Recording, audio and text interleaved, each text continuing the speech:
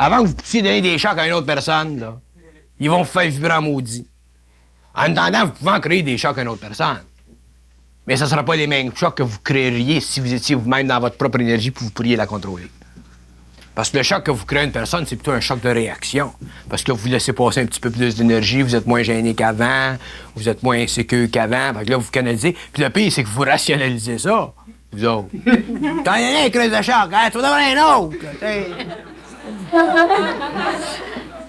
Fait que tu comprends que si vous êtes un couple d'une famille, puis qu'il y en a un qui est capable de la canaliser, puis l'autre qui est capable de dire attendez-vous à ce que vous ayez des flémèches pendant 10 ans.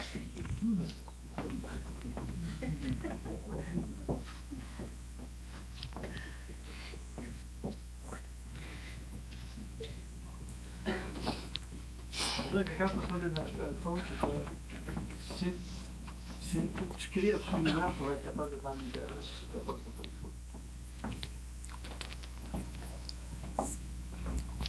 Faut que tu en arrives à ne pas être piégé par ton ego. Piégé par ton ego, qu'est-ce que tu m'en fais de cette énergie-là si tu t'assois et tu discours? Tu en reçois toujours, elle est toujours là. Moi, j'en reçois toujours d'énergie. Elle sert. Tu coupes du bois, tu plantes des clous, elle sert. Vous autres, vous inquiétez trop à ce qu'elle va faire, ce que vous allez faire avec l'énergie. Inquiétez-vous pas ce que vous allez faire avec. Occupez-vous de ce qu'elle fait tout de suite, là. Pas ce que ça vous allez faire avec tout à l'heure, dans 10 ans, dans 5 ans. Non, je ne m'inquiète pas de ça. Je regarde le phénomène en tant que tel. Au lieu de te choquer, là, tu restes cool. Cette énergie-là, à ce moment-là... Oui, mais là, regarde, là t'expliques une situation. Je comprends.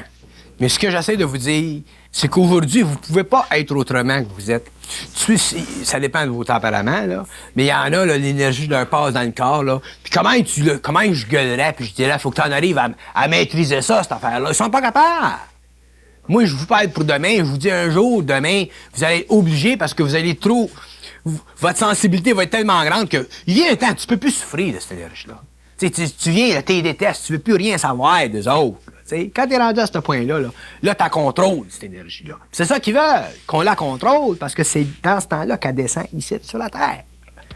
Mais en attendant, tu peux pas le faire tant que t'as pas vécu ton expérience. Fait que ton explication est bonne, mais demain, puis dans 5 ans, puis dans 4 ans, ça va être différent. L'énergie, tu vas contrôler de plus en plus, puis éventuellement, mais tu contrôle, puis tu t'en sers quand tu en as besoin. Que ce soit créatif ou quoi que ce soit.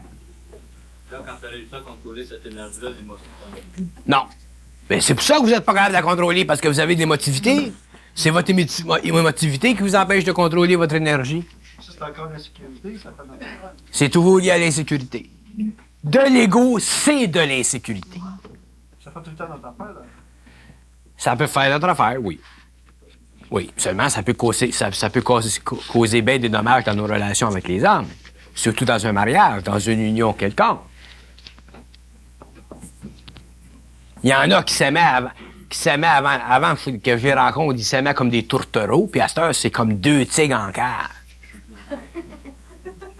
La seule chose qui les tient ensemble, c'est la conscience. Ou l'idée qu'ils ont de la conscience, ou whatever. C'est des vrais tigres en cage. Puis avant, c'était des mignous, puis des toutous, puis des nounous. À cette heure, c'est vrai.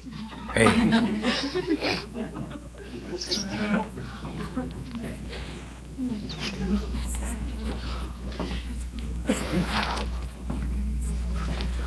On est tellement loin. Tu sais, on parle de psychologie. On n'a pas d'idée qu'est-ce que c'est de la psychologie. On n'a pas de maudite idée qu'est-ce que c'est de la psychologie. On n'a pas d'idée qu'est-ce que c'est de la psychologie. La psychologie, là, dans sa définition la plus simpliste, là, c'est l'habilité à l'homme de contrôler cette énergie-là. C'est ça de la psychologie. Donne-moi un homme qui contrôle cette énergie-là, puis je te dirai qu'il y a plus ou moins de psychologie. C'est ça, la psychologie. C'est contrôler ça. Si tu contrôles pas ça, tu te fais charrier. Fait qu'automatiquement, si t'es inconscient, mais tu te fais charrier, comme on s'est fait charrier pendant toute notre vie. Puis quand tu t'es conscientisé, mais là, tu te fais encore charrier, mais un petit peu moins, là. Ta psychologie, elle se raffine, puis elle se développe. Puis quand t'es bien centrique, là, t'as contrôle cette affaire-là. Tu n'as, là, à ce moment-là, de la psychologie, je vais dire, de la science de cette énergie-là. C'est ça de la psychologie.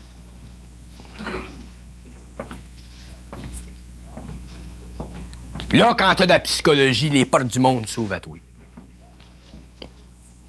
Ça ouvre automatiquement. Parce que c'est le mouvement créatif de cette intelligence-là. Pour ton bénéfice. Parce que tu es arrivé à être capable de la contrôler, de faire contrôler.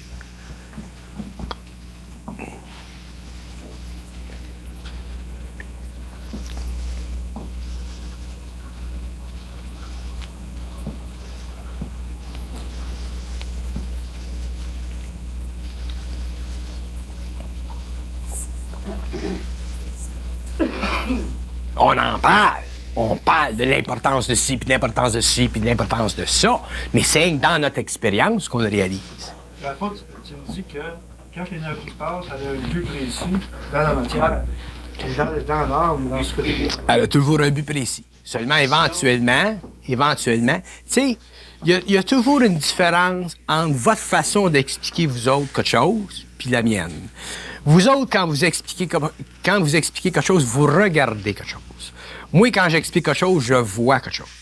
Puis la différence entre vous autres qui regardez quelque chose, puis moi qui vois quelque chose, c'est le temps de votre expérience. Tu le vois tout en même temps. Moi, je le vois tout en même temps.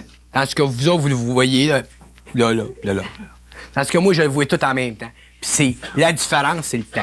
C'est ça qui fait qu'on n'est pas capable de comprendre. C'est ça qui fait que vous n'êtes pas capable de comprendre. Exactement. C'est pour ça que je dis, je suis content que vous parliez de telle chose, telle chose, telle chose, telle chose, mais vous allez réaliser avec le temps que la chose dont vous parlez fait partie d'une autre chose, qui est la chose dont je parle. Ça, quand t'as pas su ça. Hein? Quand il disait qu'il y avait un phénomène puis un humain, il disait que... Effectivement qu'il y a un phénomène puis un humain, puis il avait entièrement raison. Il y a un phénomène puis un humain, puis l'homme qui est pris dans le phénomène ne comprend pas le noumen. Il faut que l'homme en arrive à être dans le noumen et vivre du noumen intégralement pour avoir l'intelligence du noumen, pour pouvoir comprendre parfaitement son phénomène. C'est pour ça que j'ai jamais accepté la phénoménologie de Sartre. Parce que tu peux pas voir l'homme à partir d'une psychologie qui est phénoménale. Tu ne peux voir l'homme qu'à partir d'une psychologie qui est nouménale et qui s'impose et qui devient une psychologie phénoménale à travers de l'action créative. Alors, Kant avait raison. Hegel, il avait encore plus raison. C'est ce qu'il disait. Hegel, il était pour la pensée pure, dans le sens que tu matérialisais tes pensées. C'est-à-dire, tu étais idéaliste. L'idée, c'était la réalité. Non. Hegel était pas peu parce que la pensée hégélienne, c'est une pensée idéaliste. Puis une pensée idéaliste, c'est toujours une pensée qui projette le potentiel maximal de sa perception, de sa propre créativité. Pour Hegel, de parler d'une idéalisation de l'homme, dans ce sens que l'homme peut devenir sa pensée, il faut que lui-même déjà soit dans l'intelligence de la pensée. Et l'homme ne peut pas vivre. D'ailleurs, l'idéalisme provient d'où? L'idéalisme provient du phénomène de la pensée humaine. L'idéalisme ne provient pas du noumen ou ne provient pas de l'esprit universel dans l'homme. Un homme qui est conscient, comme moi, je suis un homme conscient, je ne suis aucunement idéaliste. Ça n'existe pas pour moi, l'idéalisme. L'idéalisme, c'est la frontière et c'est la limite, si tu veux, de la pensée introspective de l'homme que Hegel avait. Mais ça ne résout pas le problème de l'homme parce que la pensée idéaliste ne peut jamais se détruire. Le phénomène avec l'idéalisme, c'est que l'idéaliste ne peut pas détruire sa forme. C'est ça la limite de l'idéalisme. Et la seule intelligence, le noumen, si tu veux, ou la seule intelligence qui peut détruire la forme, c'est l'intelligence qui la crée. Et l'intelligence qui crée la forme, c'est l'intelligence universelle. Une intelligence qui n'appartient pas à l'homme, qui n'a aucune subjectivité caractérielle, comme on retrouve dans la pensée idéaliste d'Hegel.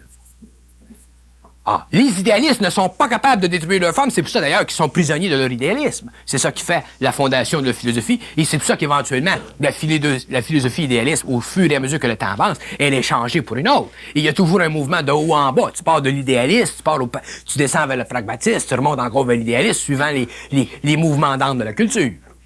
Alors, si la pensée hégélienne de l'idéalisme hégélien était si puissante, aujourd'hui, on vivrait dans un monde hégélien. Pourtant, on ne vit pas dans un monde hégélien. Non, ça marche pas. L'idéalisme, c'est la limite introspective de la pensée. L'intelligence crée la pensée. L'intelligence n'est jamais limitée par la pensée. L'intelligence n'est jamais limitée par l'idée. L'idée est simplement le véhicule de l'intelligence pour rapporter sur le plan psychologique de l'homme, sur le mental inférieur, des approportionnements du réel, selon sa capacité de créer des condensations dans son mental pour qu'il puisse réaliser l'impossible. Dans le fond, la relation étroite, absolue entre l'intelligence et l'homme, c'est la capacité à l'homme de vivre l'impossible. Mais dans l'idéalisme, il n'y a absolument rien d'impossible. Tout est possible. Sans ça, l'idéalisme n'existerait pas. Il serait dépré. Il serait... Oh, il a fait de la pensée une intelligence. Pardon? Il a fait de la pensée une intelligence. Il a fait... c'est ça. Il a fait de la pensée une intelligence. Ça a été son erreur. Mais Platon, il avait raison.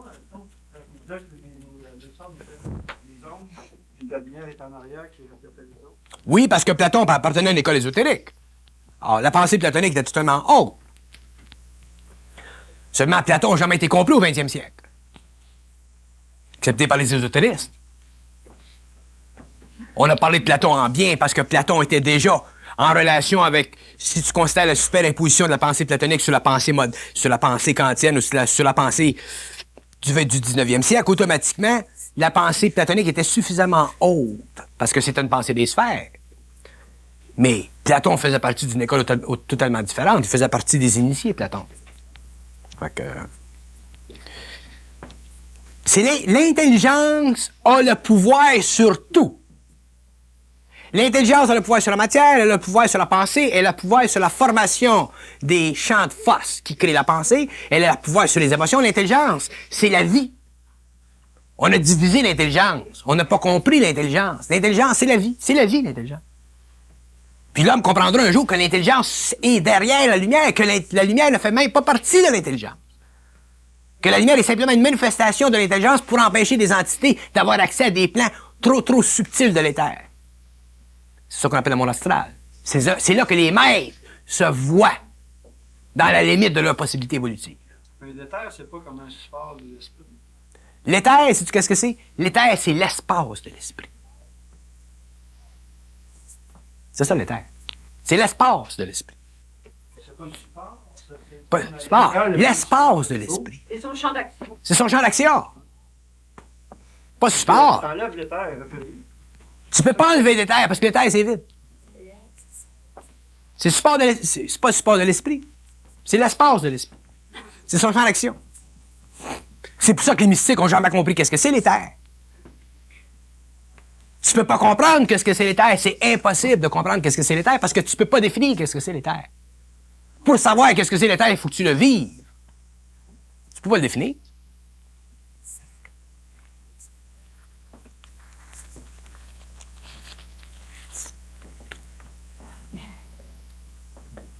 Parle à l'esprit et tu comprendras les lois de l'esprit. Parle à l'esprit, tu comprendras la nature de l'intelligence de l'esprit. Parle à l'intelligence, tu comprendras les lois de l'esprit. Et parle à l'intelligence encore plus et tu comprendras l'illusion de la connaissance. C'est quand tu commences à comprendre l'illusion de la connaissance que tu commences à comprendre l'espace de l'esprit. C'est à ce moment-là que tu tombes dans l'absolu de l'esprit. Puis quand tu tombes dans l'absolu de l'esprit, tu rentres dans le monde multidimensionnel des impossibilités. Puis c'est quand tu rentres dans le monde des impossibilités que tu rentres dans le monde extraordinaire des possibilités créatives futures. Tout ce qui est futur est impossible au présent parce que les conditions sont pas encore formées. C'est simplement l'esprit qui peut former ces conditions-là. Et comment l'esprit forme-t-il les conditions d'impossibilité du futur? En étant parfaitement en équilibre avec l'intelligence, qui crée la lumière pour le bénéfice de l'esprit, qui crée la forme et qui la matérialise dans un état quelconque. Donc la forme peut être aussi concrète dans un autre plan. Ben, effectivement, elle est aussi concrète. Effectivement.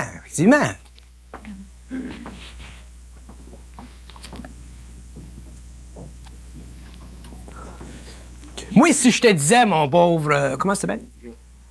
Jean? Si je te disais, Jean, que je ne sais rien... Je sais absolument rien. J'essaie de vous parler des fois d'une façon là, pour vous faire comprendre quelque chose. Moi, je sais rien. Je sais rien. Je suis un canal. J'ai pas besoin de savoir rien. La connaissance, pour moi, c'est une illusion.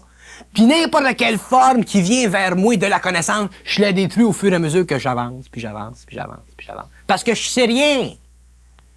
Puis c'est parce que je sais rien que je peux faire ce que je fais.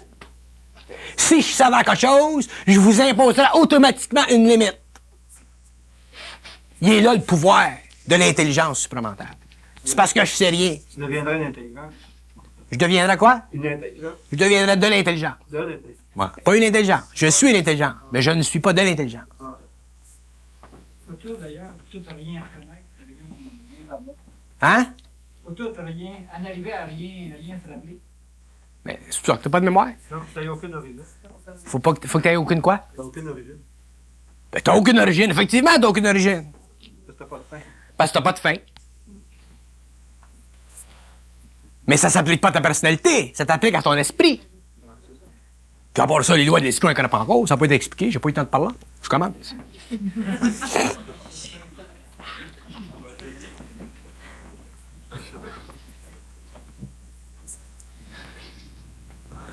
On est encore dans le domaine de l'immonde de la forme. Tout ce que j'explique à l'homme, ça fait partie de l'immonde de la forme. Qu'est-ce que c'est l'immonde de la forme? L'immonde de la forme, c'est la partie renversée de l'esprit de la lumière.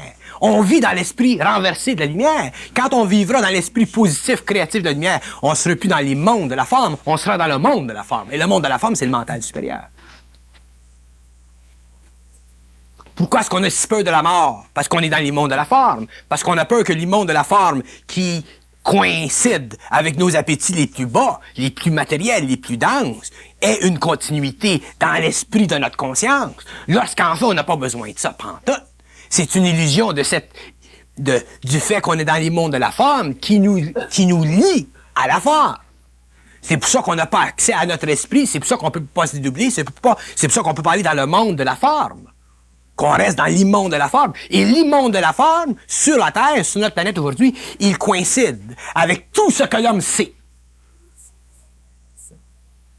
Parce qu'aussitôt que l'homme sait quelque chose, quand je parle de sait quelque chose, je veux dire qu'il a appris, qui est fondé sur des opinions quelconques, qui est fondé sur des expériences quelconques. Ce qui est fondé sur des expériences quelconques fait partie de l'immonde de la forme. Que tu sois dans l'expérience matérielle ou que tu sois dans les éthers astraux, ce qui est pris, vécu, emmagasiné par l'expérience fait partie de l'immonde de la forme. Un homme qui est dans la conscience cosmique ne doit pas avoir aucun lien avec l'expérience de la forme. Pour être libre de l'immonde de la forme, pour être dans le monde de la forme. Tu traînes ton temps. Tu traînes ton temps, puis t'es prisonnier de ton temps. Le temps d'origine, c'est l'âme. C'est L'âme? l'âme. Exactement. L'âme. Pourquoi? Parce que l'âme est mémoire. Le temps, c'est de la mémoire. La réflexion, le mouvement de haut en bas. L'ajustement constant entre les vibrations de cette mémoire-là puis les principes qui servent ou qui sont construits dans les astros en évolution pour la création éventuellement d'une incarnation. Mais ce mouvement-là, il vient pas de l'éther. Il ne vient pas de l'éther. Il vient du monde des esprits. Il fait partie du monde des esprits, il fait partie des immondes de la forme.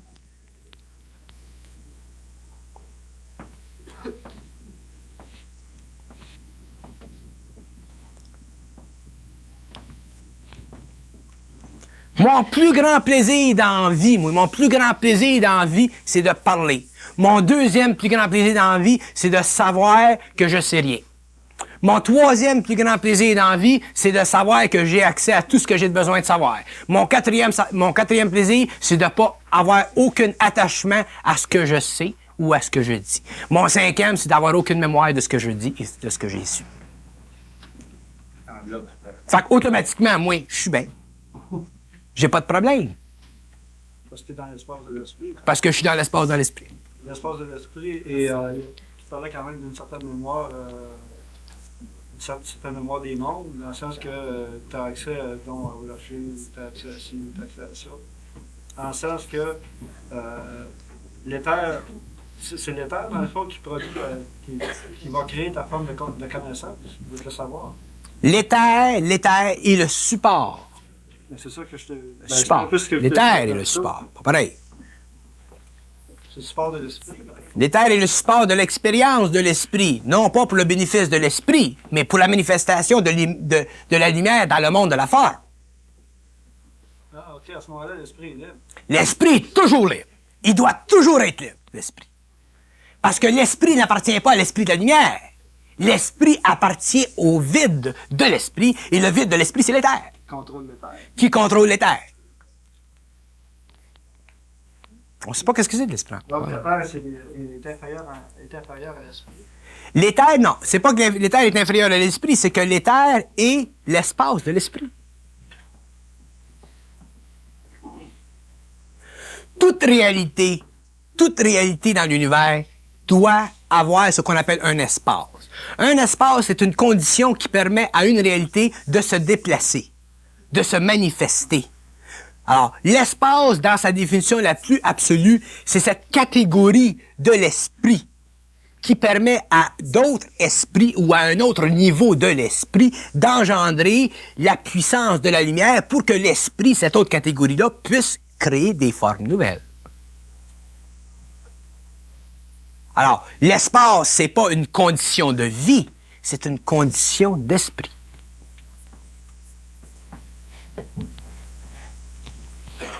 Mais nous autres, comme on a des sens, l'espace devient une condition de vie. Et automatiquement, on perd notre capacité de vivre au niveau de notre esprit. Donc, la vie se crée dans l'espace de l'esprit. Pardon? La vie se crée dans l'espace de l'esprit. Se crée? Se crée dans l'espace. La vie se crée dans l'espace de l'esprit. C'est juste. Donc, la vie n'existe pas dans La vie n'existe pas. Exactement. Très juste. La vie n'existe pas. C'est une des grandes illusions des sens de l'âme.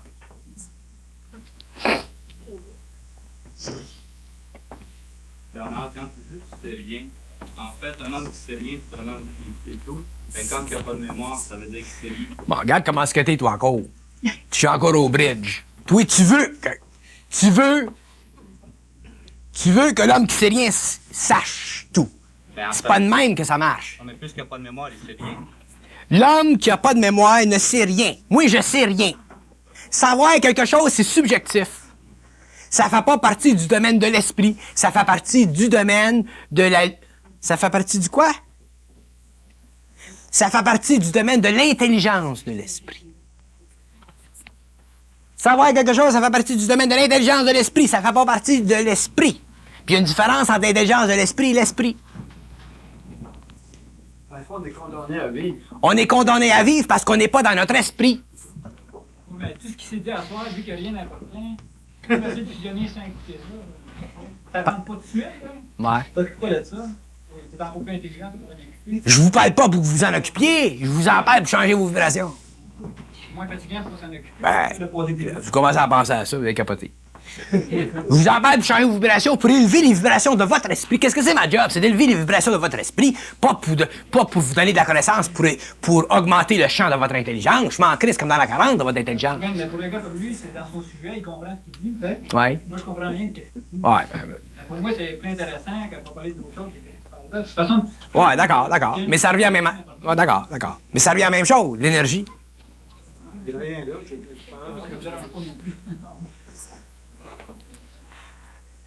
Parce qu'un homme qui est dans l'esprit peut écouter n'importe quelle sorte de divagation de l'esprit. Parce qu'il revient toujours à l'énergie.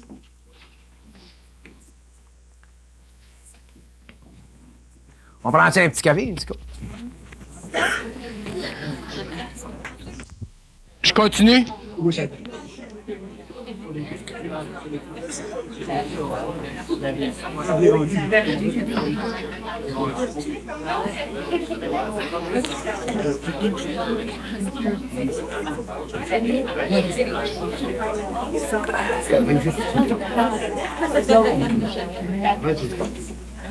Là, je vais sortir un petit peu de l'hypocrisie pour entrer dans d'autres choses, puis ensuite, je reviendrai dans l'hypocrisie. J'en parle de ça depuis quelque temps, mais je veux le raffiner, puis le raffiner, puis le raffiner constamment pour que les gens comprennent pour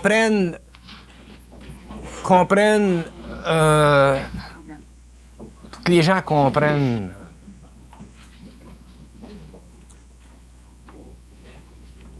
Pour que les gens comprennent ou en arrivent à comprendre autre que ce qu'ils comprennent présentement. Dernièrement, je parle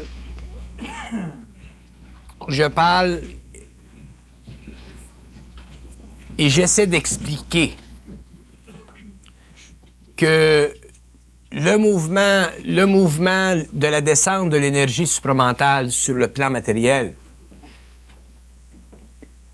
crée et va créer automatiquement une sorte d'organisation de l'homme. Une organisation que vous ne pouvez pas comprendre aujourd'hui, une organisation que vous ne pouvez pas interpréter aujourd'hui. Une organisation qui est effectivement un cadre quelconque, mais qui n'est pas un cadre dans le sens que l'on le comprend dans l'expérience de l'homme psychologique. Il est évident qu'à cause de l'expansion de la conscience supramentale, à cause de l'expansion des idées provenant de la conscience supramentale, à cause du fait que cette énergie, que ces idées vont et ont commencé lentement à dépasser les frontières de la province, il va se produire dans les années qui viennent une organisation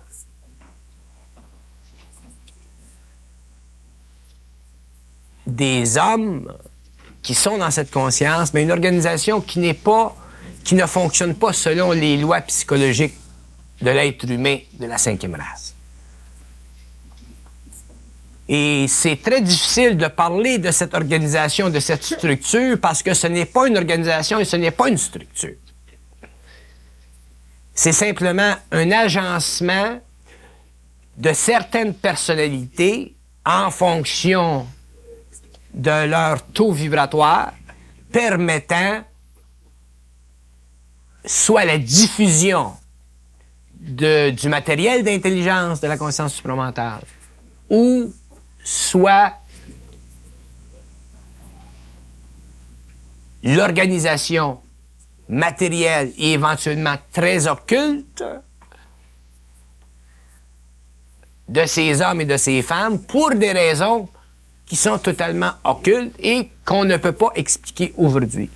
Et ces structures dont j'ai déjà parlé dans les rencontres dernières, qui consistent dans une sorte de conseil ou dans une sorte de branche exécutive, sont simplement des structures permettant présentement à vos personnalités de comprendre effectivement le rapport entre vous et d'autres personnalités qui ont un taux vibratoire suffisamment élevé pour pouvoir, selon le temps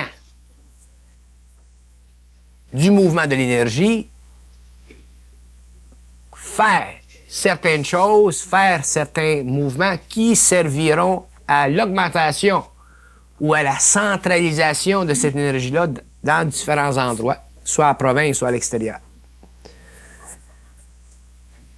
La raison pour laquelle j'en parle, c'est pour préparer les gens ou certaines personnes, soit certaines personnes qui font partie de ces cadres-là ou les gens qui sont en dehors de ces cadres-là, mais c'est pour préparer les gens à réaliser que dans les années qui viendront, il se formera sur le plan matériel une structure humaine extrêmement mobile qui servira à un niveau ou à un autre à la diffusion matérielle ou psychologique de cette conscience supramentale dans le monde.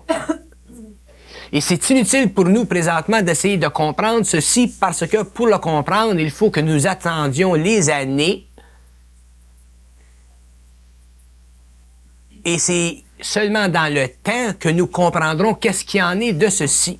Ce que nous devons présentement faire et réaliser, c'est de ne pas nous embarquer personnellement et égocentriquement dans ceci ou dans cette structure. Alors, si je dis telle personne fait partie du conseil ou telle personne fait partie de l'exécutif, ça veut absolument rien dire sur le plan humain. C'est simplement encore un autre aspect de la forme imposé par cette conscience, par cette intelligence, pour le raffinement des rapports humains afin qu'éventuellement la forme soit suffisamment occulte pour totalement disparaître sur le plan psychologique. C'est-à-dire pour qu'elle ne soit plus en évidence sur le plan psychologique. Alors, pour qu'elle ne soit pas en évidence sur le plan psychologique, il faut qu'elle soit conçue d'abord sur le plan psychologique, réalisée.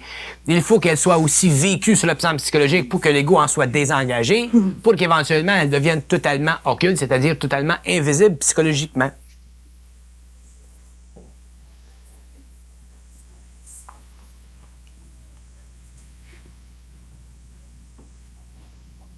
Il y a une évolution qui se fera en 82 et à partir de 82 dans cette direction-là. Et cette évolution-là, elle ne peut pas être arrêtée. Elle permettra à un certain nombre de personnes, spécialement ceux qui sont liés à ces structures-là, de prendre conscience de certains mécanismes en eux qui ont tendance à rendre cette structure sérieuse pour qu'eux-mêmes en arrivent à ne plus être pris sérieusement dans cette structure.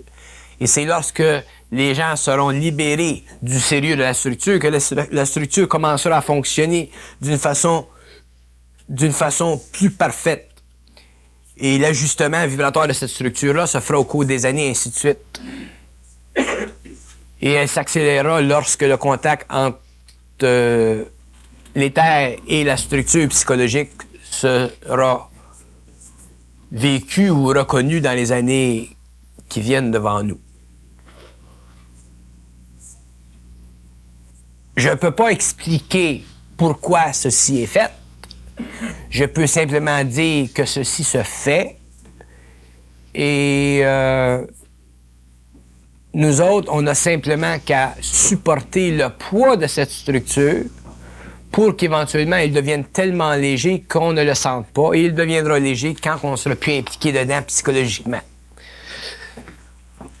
Alors, à chaque rencontre, je vais en parler d'une certaine façon pour raffiner notre attitude envers cette structure-là, puis ensuite j'arrête d'en parler puis je continue dans mon matériel.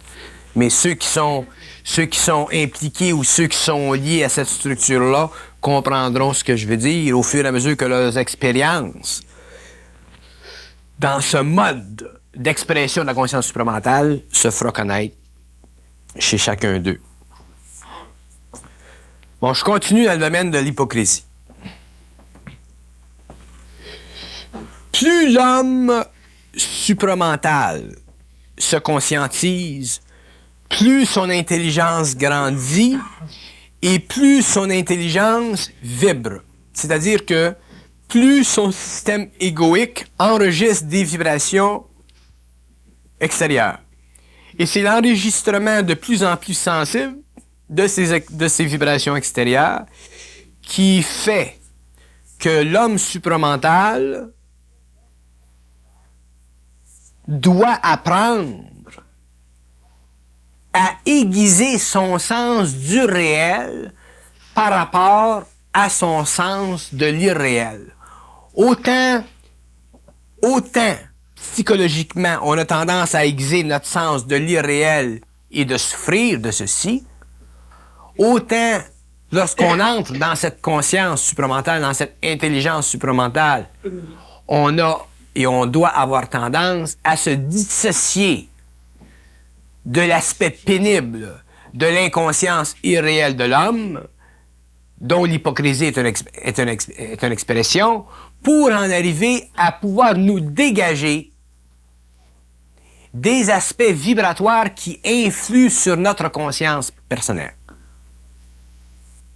Ce qui se produit lorsque l'on demeure neutre, lorsqu'on n'est pas affecté ou lorsqu'on tend à ne pas être affecté, non pas par effort, mais simplement par observation de notre réaction, ce qui se produit en soi, c'est qu'on développe automatiquement un taux vibratoire supérieur dans nos corps subtils. De sorte que nos corps subtils en viennent à avoir une conscience qui leur est propre.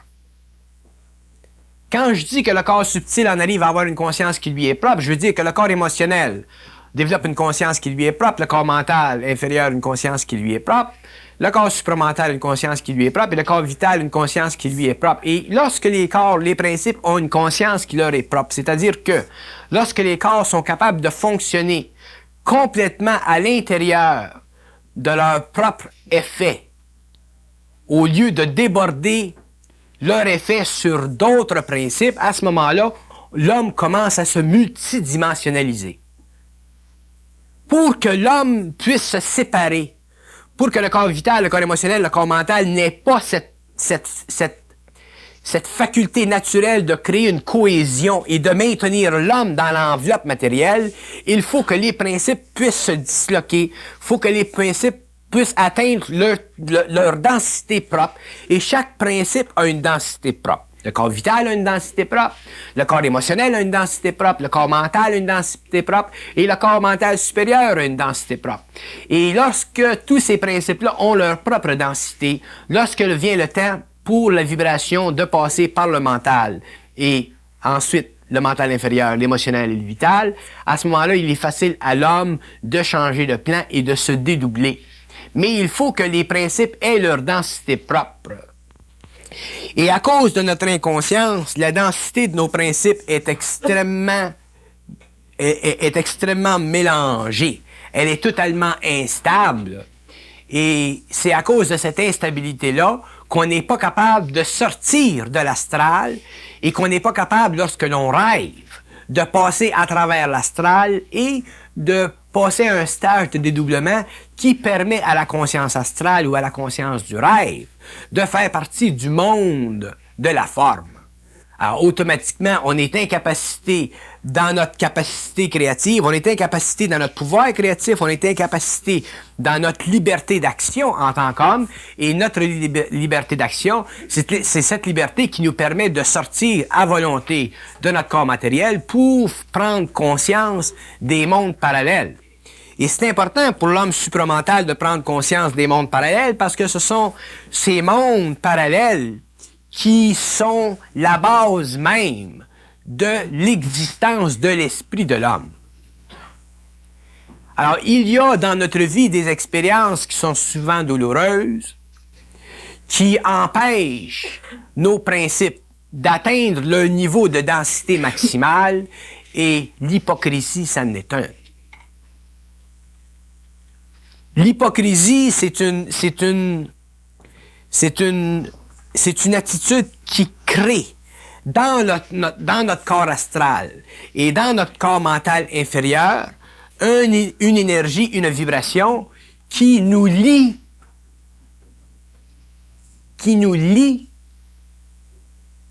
à nous-mêmes. Cette vibration nous lie à nous-mêmes, c'est-à-dire qu'elle amplifie en soi notre conscience égocentrique. C'est-à-dire que ça nous amène à nous donner raison dans une action quelconque. Alors, le gars est hypocrite, tu agis de telle façon à cause de son hypocrisie, tu te donnes raison égoïquement, oui, automatiquement, tu perds de la densité dans tes principes. Je prends l'hypocrisie parce que c'est une attitude qui est extrêmement pernicieuse et c'est une attitude que l'ego peut difficilement, tant qu'il n'est pas suffisamment entraîné, tant qu'il n'est pas suffisamment conscient, c'est une attitude qui, pour l'ego, est difficilement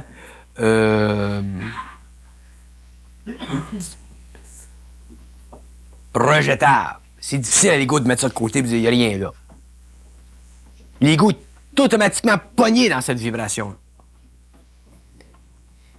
Et comme c'est une expérience qui est universelle, que tous les hommes rencontrent, surtout dans leur contact avec la société inconsciente, c'est une expérience qui peut servir de point de référence, de paramètre vibratoire pour nous amener à reconsidérer nos réactions égocentriques en relation avec toutes les autres attitudes de l'homme inconscient que nous connaissons ou que nous devons vivre dans notre expérience de tous les jours.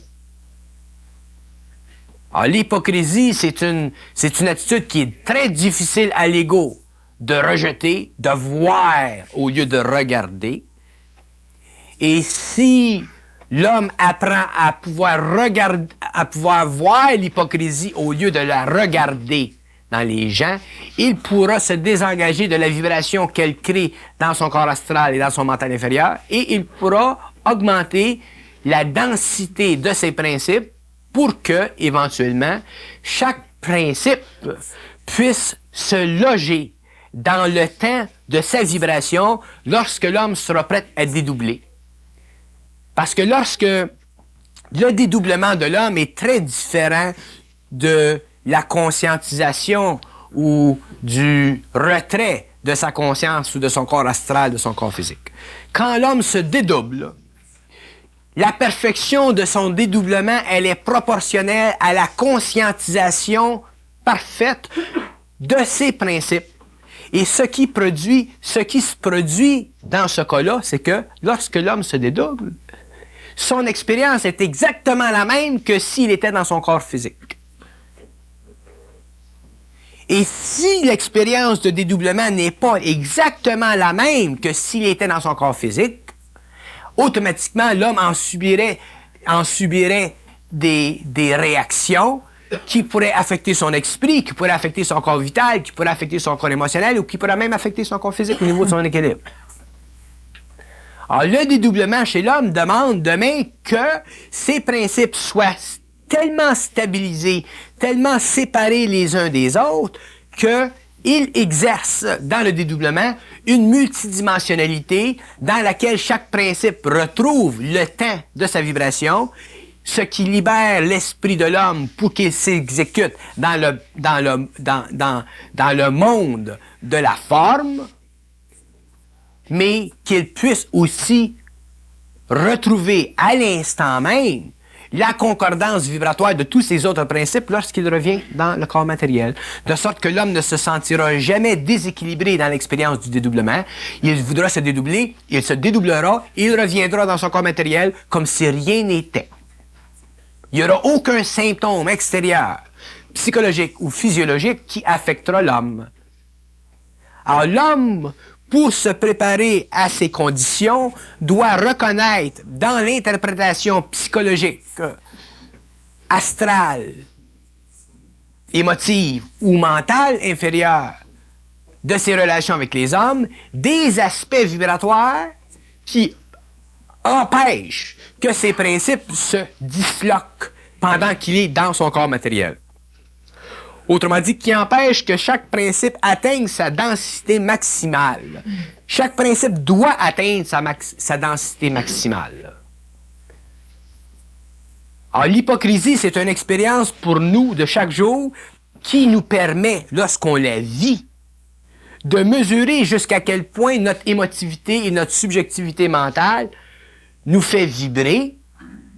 Et cette expérience nous permet de reconnaître jusqu'à quel point nous sommes affectés par une vibration qui est inconsciente et nous fait reconnaître jusqu'à quel point nous sommes encore violables dans notre esprit. Et l'homme ne peut pas dédoubler s'il est violable dans son esprit. Et quand je parle de la violation de l'esprit de l'homme, je parle de cette vibration qui s'installe dans son être et qui affecte tous ses principes, quand il n'est pas suffisamment dans l'intelligence de son esprit, autrement dit centrique. Alors, on va dire souvent, on a tendance souvent à dénigrer la société ou à dire, bon, les gens sont ci, les gens sont ça, mais je vous dis une chose, que le terrain d'expérience de l'homme supramental, c'est dans la société. C'est dans la société, dans ce médium vibratoire incessant qui nous affecte mentalement et émotivement, que l'homme en arrivera à développer la densité de ses principes. C'est pour ça que pour nous autres de vivre en société, c'est extrêmement important d'en arriver à être libre dans le mental supérieur des effets vibratoires, des attitudes de la masse inconsciente. C'est extrêmement important. C'est pour ça que l'homme qui va vers la conscience supramentale, qui va vers le changement vibratoire de ses principes pour l'équilibre éventuellement de la densité de ses principes, nécessite à un niveau quelconque une sorte de souffrance. Tu peux pas te conscientiser et être dans la société et ne pas souffrir de la société. Mais c'est justement là que tu développes vital, émotionnel et mentalement, la densité des principes dont tu as besoin pour qu'éventuellement, lorsque l'esprit en toi, c'est-à-dire la vibration dans le supramental, augmente le taux vibratoire de tes principes et te permette de te dédoubler d'une façon qui coïncide parfaitement avec l'agencement planétaire des vertus de tes principes et l'aspect cosmique de ton esprit. Pour pas qu'il y ait de défaillance et pour pas qu'il y ait de différence, de différentiel énergétique entre ton principe supérieur et tes principes inférieurs. Sans ça, s'il y a trop de différentiel au niveau vibratoire entre tes principes supérieurs et inférieurs, l'homme ne peut pas se dédoubler. Il peut aller en astral, mais il ne peut pas se dédoubler. Et l'homme doit un jour se dédoubler parce que c'est dans le dédoublement que l'homme découvrira la nature des choses et l'expression de sa vie créative.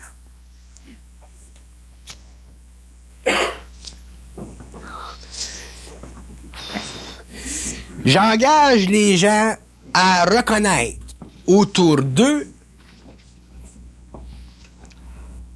à voir autour d'eux l'inconscience, mais j'engage aussi les gens à ne pas regarder l'inconscience. Si vous la voyez, vous apprendrez avec le temps à ne pas en faire de cas.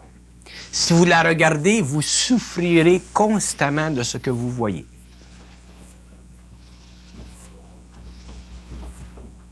Et je vous le dis parce que les lois vibratoires de la conscience supramentale sont des lois qui font que l'homme qui se conscientise constamment, constamment, constamment, constamment.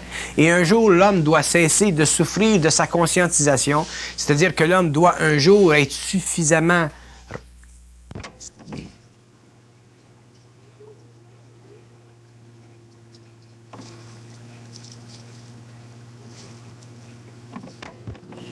Jardin, Christy. qui est parallèle avec le monde de l'esprit, mais qui n'est pas total avec le monde de l'esprit. Et on doit en arriver à vivre une conscience mentale qui est parallèle avec le monde de l'esprit, bien qu'elle ne soit pas encore